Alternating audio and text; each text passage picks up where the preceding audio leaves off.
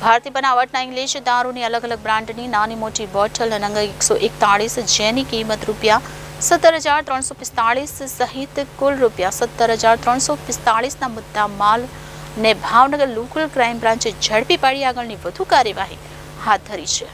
Police મહાનિરીક્ષક શ્રી ગૌતમ પરમાર સાહેબ Bhavnagar range Bhavnagar તથા પોલીસ અધિક્ષક doctor Shri Harshad Patel Bhavnagar local crime બ્રાન્ચના police inspector K S. Patel, police sub inspector P B. Jebaliya, V V. Dhangaru, M J. Qureshi તથા એલસીબી સ્ટાફના માણસોને ભાવનગર શહેર ગ્રામ્ય વિસ્તારમાંથી દારૂ જુગારની પ્રવૃત્તિ નેસ્ત નાબૂદ કરવા સૂચના આપી હતી, જેથી તારીખ 15/3/2024ના રોજ ભાવનગર એલસીબી પોલીસ સ્ટાફના માણસો ભાવનગર શહેર વિસ્તારમાં નાઇટ રાઉન્ડ પેટ્રોલિંગમાં હતા.